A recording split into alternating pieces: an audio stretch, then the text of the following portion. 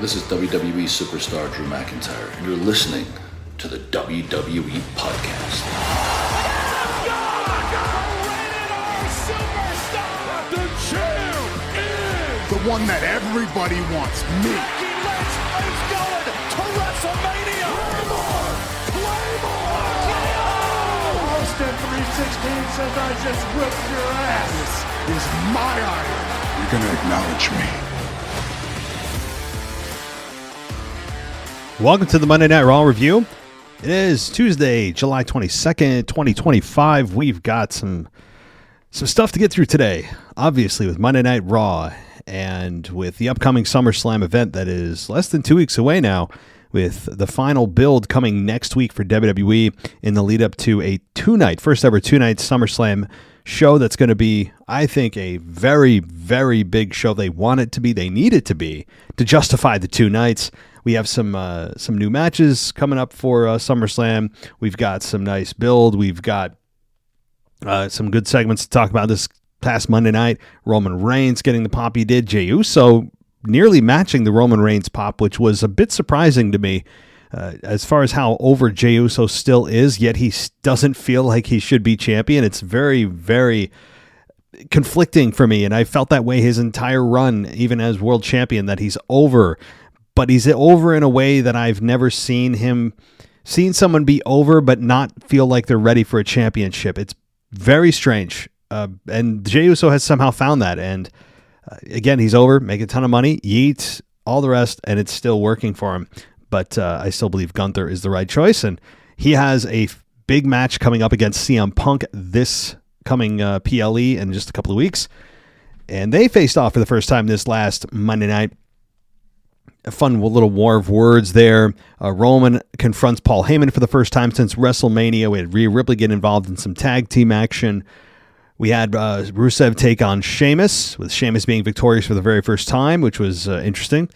No Pat McAfee, which is okay with me, and we all know why. He just needs to take time off. He's burned out, and God bless him.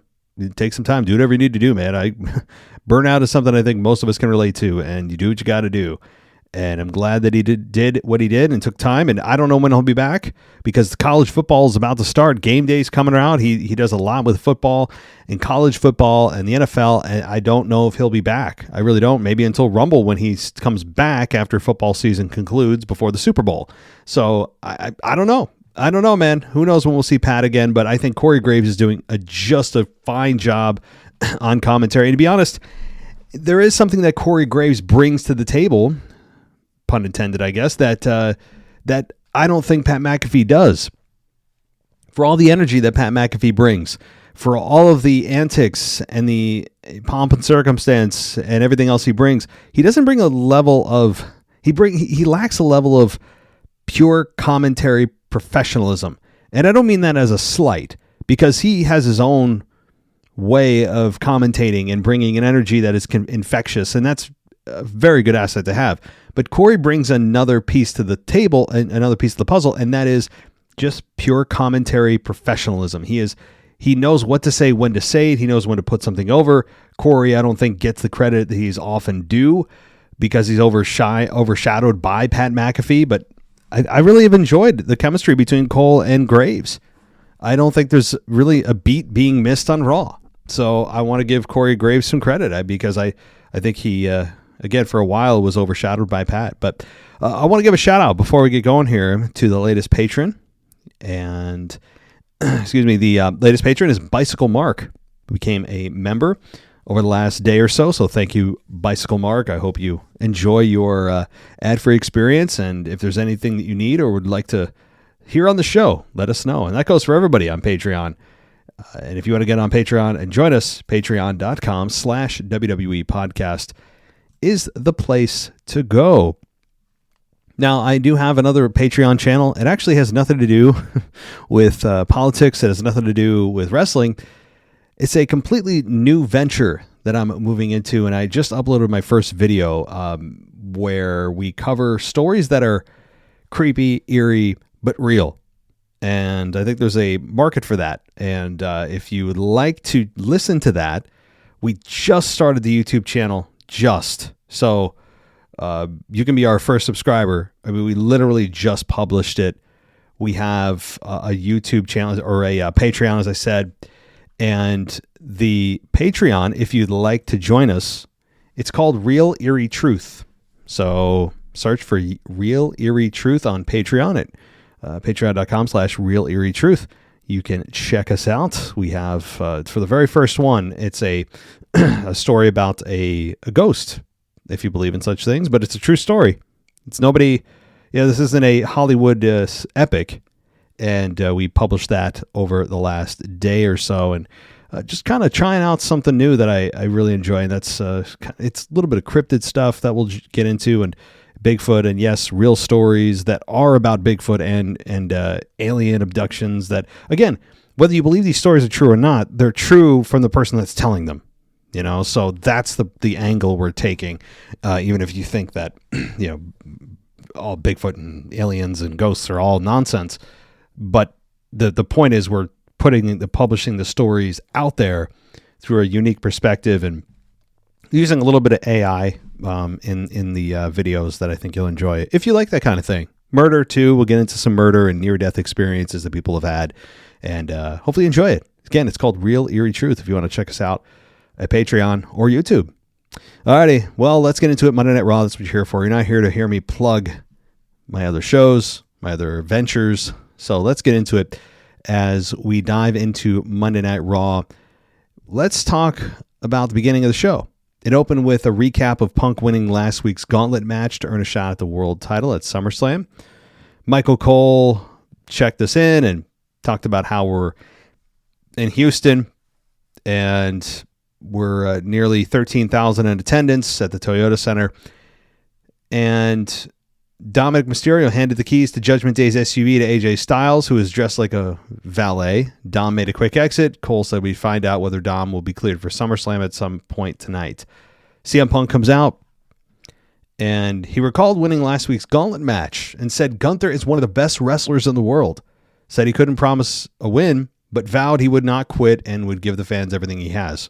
Punk said he only has 2 weeks to prepare, and that he's not just any other wrestler or any other challenger.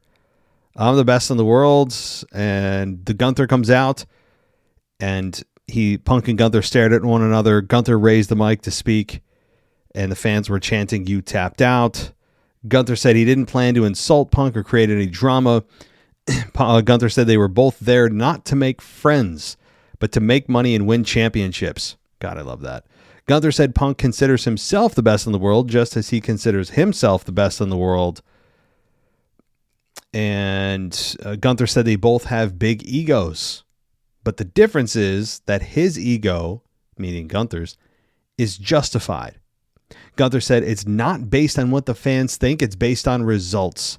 Gunther then said, the best in the world is the man who holds the World Heavyweight Championship, and he would make Punk regret ever stepping foot in a professional wrestling ring, and he would maul him, choke him out, drop him like a wet towel, and said that Punk would never be the best in the world, and said that at least Punk will have the degenerate fans cheering for him for the rest of his life, and then he left. Again, not exactly a scathing promo. Punk didn't get a chance to really rebuttal any of what Gunther said.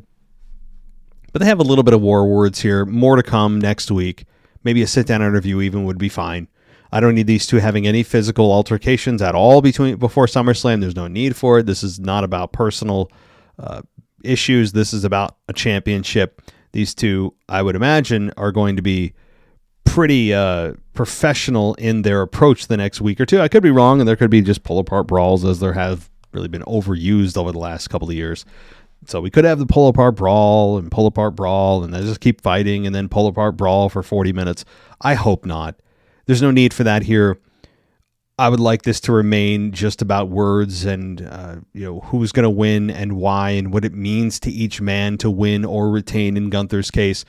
I'm fine with this being just that and finding out who is truly the best in the world. If that's what this is going to be built on, then let's keep it a little bit professional. I know he's a heel, being Gunther, but a heel doesn't need to make everything personal. He can just trying to be the best in the world and then gloat about it.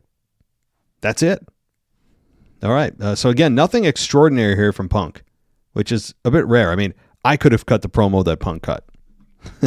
I mean, that's no disrespect to Punk, but it was as bland as it gets from CM Punk for an in-person appearance on the mic. All right. We then have Sheamus and Rusev for the first time ever. I'm joking. Go one-on-one here. And this match went 15 minutes. Sheamus does beat Rusev. And a great matchup here because these two have had so much in-ring experience. I mean, they're veterans, to say the very least. A lot of experience working with and against one another. Physical. And the finish was Rusev exposing the turnbuckle, tried to slam Sheamus' head on it. Sheamus stopped it and then slammed Rusev's head on the exposed turnbuckle. And Rusev then grabbed the shillelagh and tried to hit him with it while the referee was putting the cover back on the turnbuckle. But Sheamus caught him with a brogue kick and got the 3 count. So a good matchup here. Solid, good physical wrestling match from two big, legit, tough guys. That's what this was. Two veterans, just pure wrestlers. And it was enjoyable. And it was exactly what it needed to be for both men. Now, where do both men go from here? That's a bit of more of a concern because Rusev has done nearly nothing since coming back. Same with Aleister Black, although he's starting to get into a storyline now, which is nice. But Rusev needs to find his footing beyond old foes. And I don't know where or who that could be at the moment. But Rusev, let's be honest, hasn't done much of anything. Most of his appearances have been vignettes about 30 seconds long. And I just hope there's some kind of plan. He doesn't need to be world champion or main event WrestleMania, but some kind of significant plan for him over the next few months at least. And same for Sheamus, a guy that is, in my mind, in the sunset of his career. I mean, I don't want him to hang it up tomorrow, but I think we kind of know who and what Sheamus is. We know what he can do. We know that he's never going to be the focal point of the company anymore because his age, fans already have connected with him on a level I don't think that they have any interest in changing. I don't think the company has any interest in moving Sheamus up. And he's a guy that you can just rely on to help new talent get over, occasionally get a big victory here and there. He could main event with anybody, but it's just not a person or a personality that is going to be pushed to the top. I think we've all understood that. But he's a good guy to have on your roster. Good guy to have on your team, and I just think that he's at the sunset of his career, meaning in the next couple of years, I think he'll probably call it quits. That's my guess. I haven't heard anything. It just feels that way with me with Sheamus. I mean, the guy's been doing it for, 15 years more now, and banged up his body good, and several injuries, and but I could be totally wrong. He could have another 10 years in him. I doubt it. Okay. Again, now the analysis I'm reading about this match is suggesting this could be a best of 7 series. I mean, I guess. Sure. If this is a best of 7 series, is anyone really going to complain given the quality of match that these two are capable of putting on? No, I'm not going to complain. The only complaint I have is just structurally about the best of 7 match as a principle, because it's like having a 2 out of 3 of falls match. You know, almost 99% of the time, with rare exception, does the match not go 3 falls. So you know if one guy wins 1 fall for sure, somehow, some way, then the other guy is going to win the other fall. And same thing kind of goes for the best of 7. Even if one guy wins 3 in a row, you know the other one's going to come back and win 4 in a row, or rather 3 in a row to tie it up. You're going to have a game 7. That's just the nature of any kind of best of series with pro wrestling. You're almost always, without exception, going to get they're going to go the distance, whatever parameters they put on. And so that's the only complaint I have. But if you want to watch these guys have 7 matches, cool. So, New Day take on Julius Creed and Brutus Creed, who also take on Joaquin Wilde and Cruz del Toro in a triple threat for a shot at the World Tag Team titles. The match went 9 minutes and 25 seconds with Joaquin Wilde and Cruz del Toro beating the New Day and Julius and Brutus, Creed and Triple Threat. So they are now number one contenders for the World Tag Team titles. The finish was El Grande Americano showing up and hitting Lee. The Creeds then were yelling at Americano. Del Toro went up top and executed a corkscrew onto the Creeds. Woods brought Wilde back inside the ring, and the New Day set up for their finish. But Joaquin Wilde dumped Creed to the ringside and then rolled up Kingston for the 3. After the match, the LWO trio celebrated while Grande Americano watched from the stage. So, hey, Joaquin Wilde and Cruz del Toro, they want to give them a World Tag Team title shot. Have at it, my friends. You can't do damage to a tag team division in WWE. A company that never really focuses on a tag team division for any length of time self-sabotages their own tag team divisions just by default. So this is a good thing, though, because you can have this team get the biggest rub of their career, and it is the biggest rub of their career. I can't think of something bigger that the Joaquin Wilde and Cruz del Toro have done. So getting a shot at the tag team titles is a huge deal, at least comparatively to what they've been doing. Okay, backstage, Io spoke with Asuka and Kairi Sane, and Sky said the Kabuki Warriors would become the tag team champions. Sane said Sky would regain the women's world championship, and Asuka wished Sky luck against your friend Rhea Ripley, and Stephanie Vacour shows up after the Kabuki Warriors left and said that if Sky wins, they'll meet at Clash in Paris, and they could find out who would have won their match in Vegas. All right. We then have backstage, Adam Pearce told Dom that he would go to medical with him. Dom tried to say he couldn't do it because he had to help Raquel and Roxanne. And AJ Styles mopped the floor while wearing a janitor's outfit, and Dom told Styles that he wasn't cleared, and Styles said he would be, and Dom walked away. Kofi and Xavier then come in, and Styles told them the floor was wet and exited. Kingston and Woods complained about their loss and said they had to do something to restore order. Oh, you mean like have the company get behind you when it's one of the hottest heel turns in recent memory? That could possibly help. And I don't actually mean for all the crap I give Kofi and Xavier over the years, deservingly so, with how insufferable their gimmick was, and especially when Big E was there. And you guys have heard that for 10 years.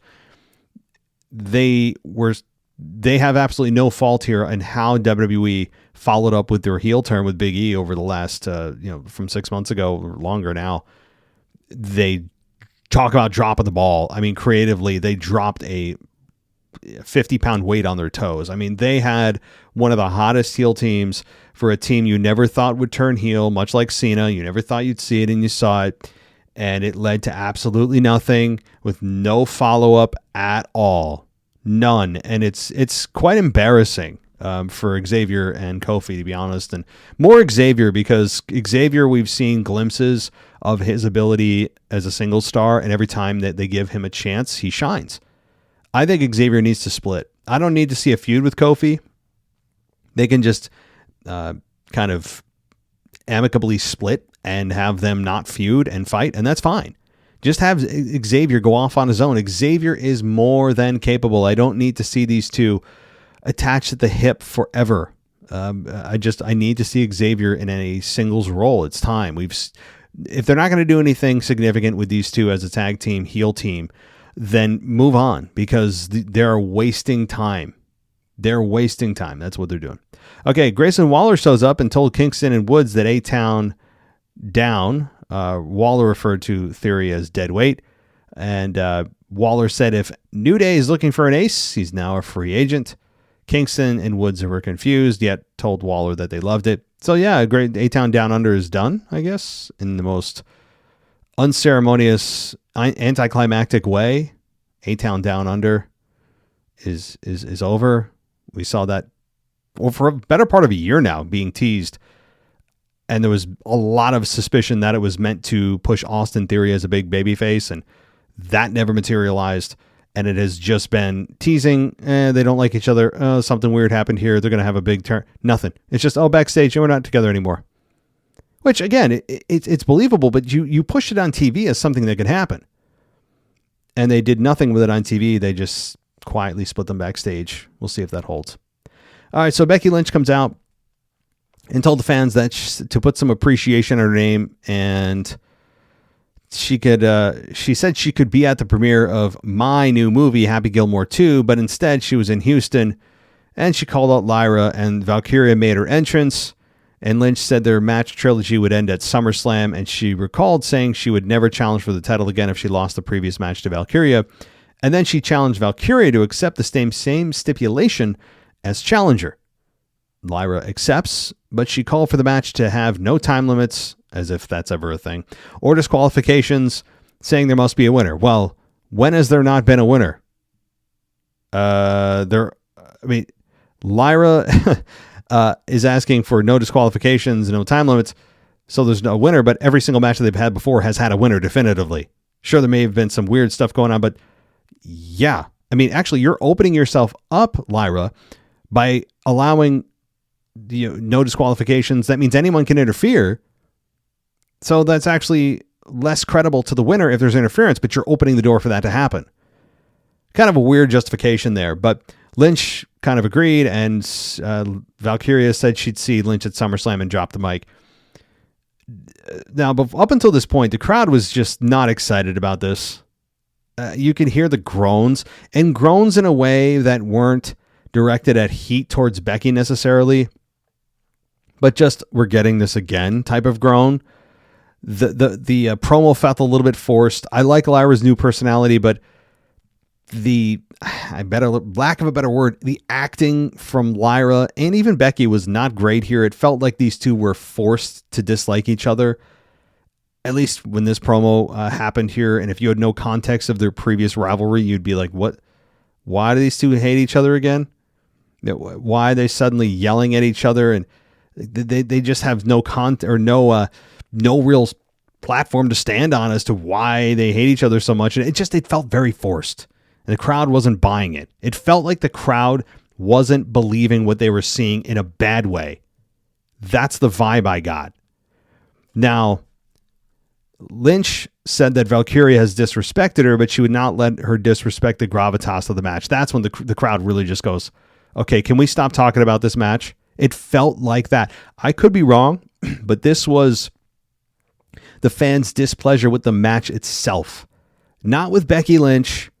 Not with, hey, you're doing a great job as a heel, we're going to boo you, or, hey, we don't like what you have to say, so we're going to boo you. It's just, it felt to me, it sounded different, and that tells me it was just a disinterest, a disconnect period from the fans to what was going on in the ring. Like, okay, this is a bad segment. It felt like the fans who were groaning and booing because it was just bad. It felt different than a, hey, good job, we're booing because you're doing a great job. That kind of thing. There's a different feel. Let me know if you guys felt the same way here. It felt uncomfortable. Like they were just pushing through knowing the crowd was just getting really tired of this program. So anyway, we had, as she was pushing through, you got to just push through. Lynch said she would be the bigger person and requested Valkyria shake her hand, and Valkyria was about to oblige when Lynch lunged. Valkyria ended up hitting the manhandle slam on Becky. And that was it. Which got a mildly good reaction for Lyra. And mercifully, this was over. It wasn't in a particularly long segment. Again, just to reiterate, I don't think the fans are interested in this program at all anymore. It just feels like they just lost interest. So, despite the fact that it's going to be a good match, we had Bayley come out, and the third match of the night was Raquel and Roxanne with Dom taking on Lyra and Bayley for the women's tag team titles. And this match went 14 minutes and 15 seconds. And let's see here. The finish is we had Bayley and Perez trade pin attempts. Rodriguez make a blind tag before Bayley hit a Bayley to belly on Perez that got absolutely no reaction.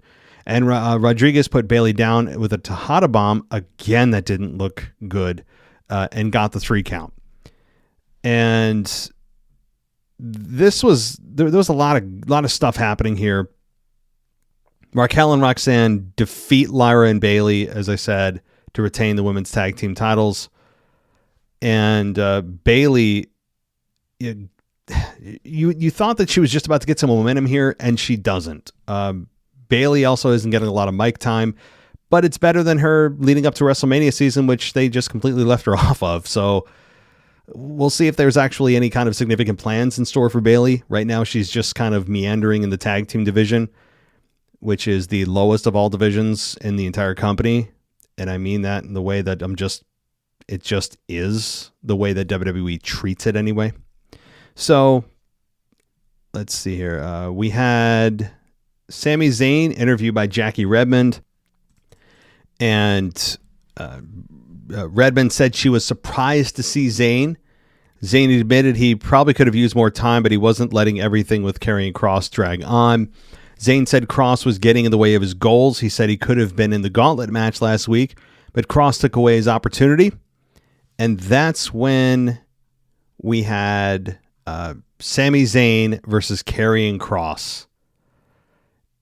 Now, Kross entrance was not televised. That's never a good thing if you're looking for potential signs of somebody getting a little bit of a push.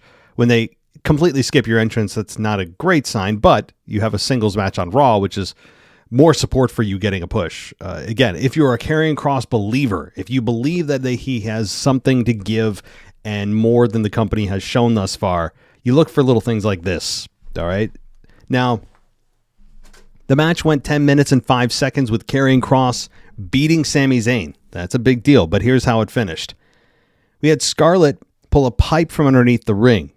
She tried to slip it to Kross, but she pulled it back, and when the referee turned around, Zayn hit Kross with an exploder suplex.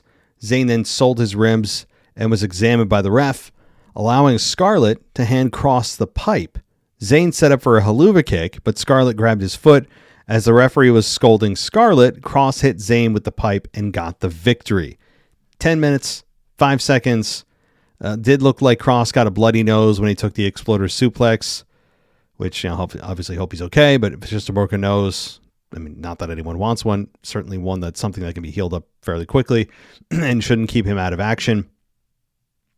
But Karrion Kross getting the victory with a lead pipe, I mean, he got the victory. Yeah, he's a heel, so I actually don't have an issue with this. Again, perspective of where Karrion Kross was and where he has been over the last several years with the company and weird different gimmicks and masks and getting fired and coming back and long hair and no hair and beard and no beard and Scarlett and no Scarlett and then Paul Ellering and he's gone in the Final Testament and they're not there and back and all these weird things that have happened with Karrion Kross.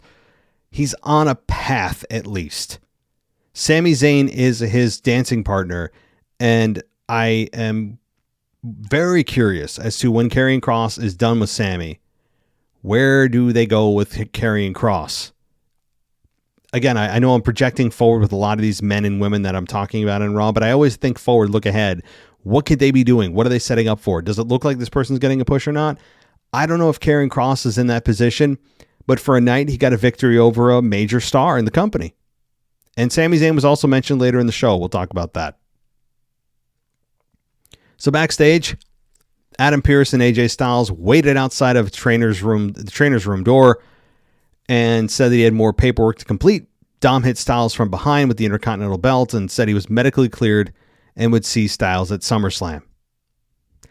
So AJ is fooled by Dom. Dom's still playing the heel, which is kind of surprising given the fact that I thought at WrestleMania they were officially turning him babyface. And I still think they eventually were, but apparently there was no plans to turn him babyface. The crowd was just like, hey, we're going to cheer for you. And now I don't think they will. I think they'll turn back on Dom after AJ Styles and his appearance at SummerSlam. And AJ Styles is a beloved character. And if you didn't see, we did have AJ Styles appear at TNA Slammiversary. So that was a pretty big deal. The crowd loved that. Now, we then had Io Sky and Stephanie McCool. And this match, it went nearly 16 minutes. There was just so much that happened in a way that this match was overbooked. Okay. This is an overbooked to the max match here. Io Sky did end up fighting Stephanie Vacour to a no contest. So there wasn't a definitive winner whatsoever. This was more of a setup for something. It wasn't about necessarily the outcome. It was a setup. And the finish, if you want to call it that, were they Vacour and Sky trading blows, and we had Sky kick Vacour and double knee her in the corner. Io went up for her finish, but Stephanie tripped and joined her on the ropes. Vacour hit a reverse suplex, and then both women stayed down while the crowd chanted "Holy S." And Piper Niven and Alba Fire walked out, climbed on the apron. Vacour knocked them down. Chelsea Green then gets involved and hits Vacour from behind to end the match. And after the match, we had Sky and Stephanie clear the ring, and Rhea Ripley comes out. Yeah, so now we've got like an eighth person out here she was a massive pop. I mean, she got a massive pop, to her credit. And then hit Niven with a big boot that looked great at ringside. And headbutting Fire. She came in the ring, put Naomi down.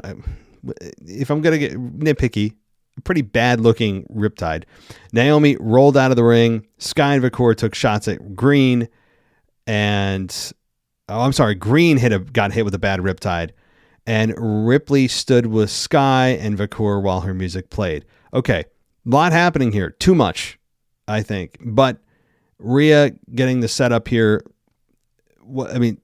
To get involved in the women's tag team division is one thing, but Rhea Ripley should not stay here. Okay, you could make the case that, okay, here we go. Rhea Ripley's now involved in the tag team division. Is she going to align herself with Sky? She align herself with Vacour? What's going to happen here? Or, again, is this not Rhea entering the tag team division, or at least very temporarily, and her staying on the singles path, still chasing the women's world title?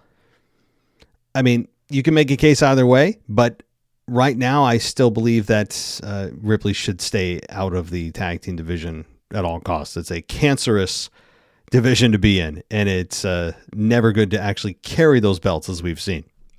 So there was a moment, though, and I'm sure all of you felt it too, where Io Sky was standing behind Stephanie Vacour, and you're thinking, uh-oh.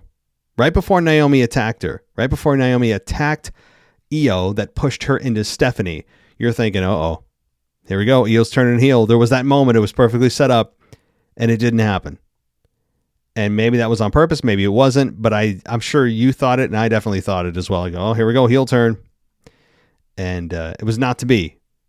Not to be. All right. Paul Heyman, Braun Breaker, Bronson Reed come out with Bronson Reed holding the Money in the Bank briefcase. Heyman didn't get to talk much. He said he had a lot to get off his chest. But then that's when Roman Reigns' music hit. And I still like, I don't know, I have no issues with his original music as Tribal Chief. I still don't know that there was a need for a change. But the crowd went crazy. And there were a-hole chants for Heyman. And let's see here. We had Heyman tell Reigns and Rollins that Rollins would be out of action for, quote, a long, long time. I still, by the day, am getting more suspicious about Seth Rollins' injury, as we still have no timetable for his return. He has not undergone surgery. What is happening? I don't want to hear about the swelling anymore. Okay. He didn't have his leg amputated. At worst, he had a ligament or two pop, which has happened to him before. And they were very quick on the turnaround of his return, which means he was able to get an MRI tube for a very similar injury in the past with no hesitation. And this one, no timetable, no surgery yet. It's just, what the hell? Oh, he'll be out for a while. This one is very suspect. I am not ready yet to concede that this is a work, though. I'm not ready. It's on my radar. Chances are increasing, but let me be very clear. I still am in the camp of this is not a work. I'm in that camp of not a work, but the chances are increasing every day slightly. Every day that we don't see WWE post on social media, especially every Monday Night Raw that passes, that we get no news, and they're just very, very vague about his return. We keep hearing from Seth, well, it's just swollen. Yeah, it's been a few weeks. It's still swollen. Trust me, bro. It's the trust me, bro science. I have concerns about its legitimacy, but I still am in the camp that it's real. But confidence is fading bit by bit. So Reigns recalled Heyman wanting him to lead, and said a few years ago he would have considered those wise words from a wise man. But you're not a wise man anymore. You're a dumbass. Again, kind of a sophomoric insult. Roman has never been a silver-tongued devil. He's never been a real master of wordsmithing. It's just not his style. He comes up with these little, just kind of high school type of insults. Fine. But what do I know? He's the biggest star in the company. But Reigns told Breakker to sit under the learning tree and take notes, and said a few years from now, when Breakker's the man in the WWE, Heyman would try to take all the credit. Reigns said he started a lot of people for taking credit for the tribal chief, but it wasn't Heyman. Reigns said the only reason he's the tribal chief is because the fans still acknowledge him. That's actually not the case, Roman, because you were the tribal chief in spite of the fans cheering for you, but we're all going to forget that. Reigns said Heyman had a part of his success. And actually, by the way, being a tribal chief has nothing to do with whether or not the fans support you. Completely irrelevant. Has nothing to do with it. Your title is either that or it's not. You're either the tribal chief or you're not. Fan support is a non-factor when it comes to, you either being that or not. However, again, if I'm going to break this down logically, I'll be here all night. So, Reigns said Heyman had a part in his success, but not keeping the title. I beg to differ. In fact, I beg to differ pretty strongly when it comes to, remember the last man standing match with Kevin Owens? I believe during the pandemic. Was it Royal Rumble? Am I actually getting that right? 2020, early 2021? I could be totally off on that. But, in fact, remember when Heyman had to handcuff himself because Kevin Owens couldn't handcuff him? Had it not been for Heyman, we probably would have had a new at that time, Universal Champion with Roman Reigns. Yeah. And Kevin Owens would have won. So, yeah, there's just one example of, I'm sure, dozens that we could go back to. Sorry, guys, I'm bringing logic into this and I shouldn't. But Reigns said he lost the title and went home to raise the future bloodline. Reigns said Heyman couldn't create the bloodline because that was God's work. Breakker stepped forward. Heyman once again tried to calm him down. And Reigns said it bothers him that Heyman was just a business partner, but he made him family. Reigns said Heyman threw it all away and said that he threw it all away for someone he hadn't talked to in a decade. And I didn't ruin the bloodline. This dumbass did. Again, going back to just 15-year-old insults. Breakker then stepped forward, and this time Heyman gave him the mic. Breakker told Reigns to get it through his thick skull, we don't want you in here anymore. You're yesterday's news. You're the old dog. You were relevant 5 years ago. That was your prime. And Breakker said he's happy that Reigns didn't accept Heyman's offer, and he knows Heyman wouldn't stab him in the back because he holds value in WWE, whereas Reigns is just worthless. I'm the big dog now. I'm the top dog. I'm the future of the WWE. I'm the man now. So do what you do best. Turn around and leave.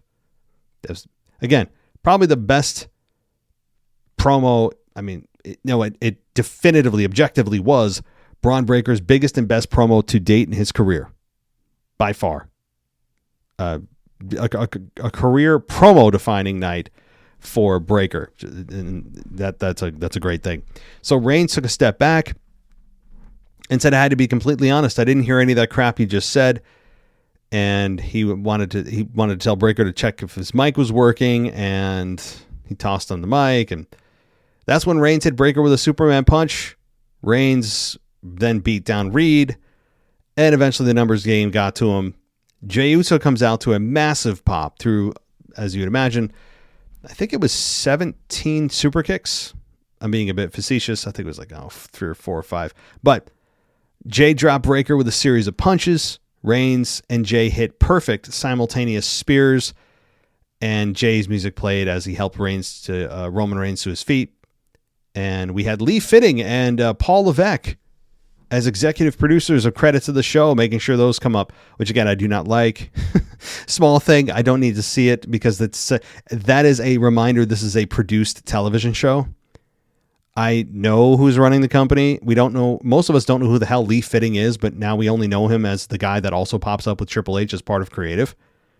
But none of us could pull him out of a lineup. My point is that I don't need to see the credits.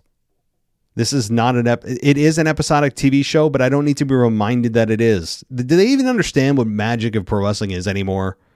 It's all these little things that undermine wrestling, man. I know no one cares. I know I'm the only one sitting here screaming to the void. But this little stuff here of like credits, since that only started recently. You have the sponsors all over the damn mat. You have at the beginning of Raw, somebody always in the ring, not the announcers, the first thing they say is welcome to Raw, no matter what the hell's going on in their own storylines. Put that aside for the, towing the company line. Man, I don't understand it. Why? Why do we need to see at the end of we don't need to see credits, man. But what do I know? Somebody out there is going to be like, he hates wrestling. All he does is negative. Well, hey, it's not negative. If I didn't love this thing, I wouldn't be sitting here. Okay. So, yeah, I mean, hey, overall, though, really hot ending to the show. Nice to see Reigns and Heyman finally be able to speak after the events of WrestleMania 41. Which was easily the best match of the entire PLE, either night. I'd highly encourage anybody, if they want to just get a nice dose of recent wrestling and get your head back on straight, go watch that triple threat between Rollins, Reigns, and Punk at WrestleMania 41. I think we've forgotten how damn good that was. Just excellent. A masterpiece in wrestling, in timing, in turns with Heyman and what he did and who is he going to go with and just excellent.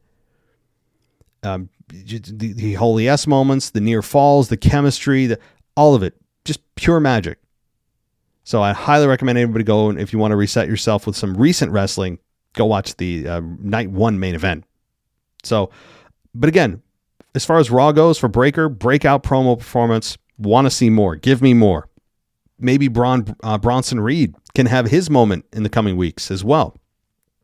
Give Bronson Reed a little bit of time. And yes, this Seth Rollins absence, whether it's work or not, does allow for Bronson and Braun Breaker to get their own spotlight right now, where they'd have to share it with a star of the caliber of Seth.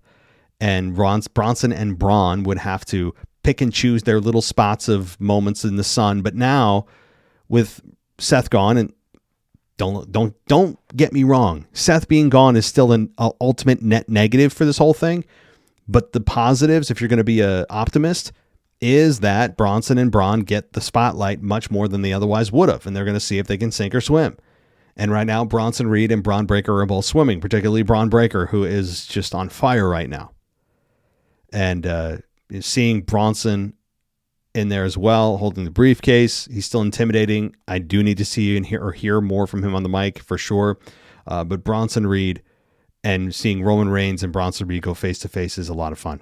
And we've got everybody. We've got 3 different guys in the ring that use spears as their finish. It's going to be interesting. All right.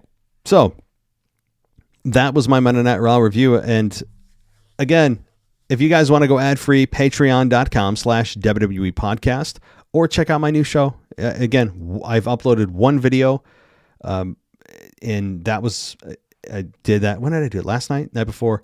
Check it out. It's called Real Eerie Truth. So patreon.com/Real Eerie Truth. We're going to be uploading multiple times a week to check out. So check that out. Real stories about cryptids, about aliens, about murder, about real near-death experiences, right from the people that we're actually experiencing these things. Okay. These are not made up stories. So if you like fiction, well, you might want to go to another channel. If you like real stuff that's kind of weird and creepy and different, then check us out. Real Eerie Truth. And that'll do it, everybody. So I appreciate it. I'll be back in the coming days. We have our exclusive After Dark show by Luis Gonzalez, who is publishing it tomorrow for those on the Patreon side of things, on the NXT Plus and above. And those on Apple Podcasts also get that exclusive show. So check us out, and you can go ad-free for 7 days for free if you want to try it first. Whew. Feel like I marathoned that, or sprinted it rather. So thank you, everybody. Appreciate it, and we'll talk next time. Thanks for listening to the WWE Podcast. Don't forget to subscribe on your favorite podcast app so you don't miss a show, or head to WWEpodcast.com. And for all of these shows ad-free, head over to patreon.com/WWE Podcast. Until then, we'll see you next time.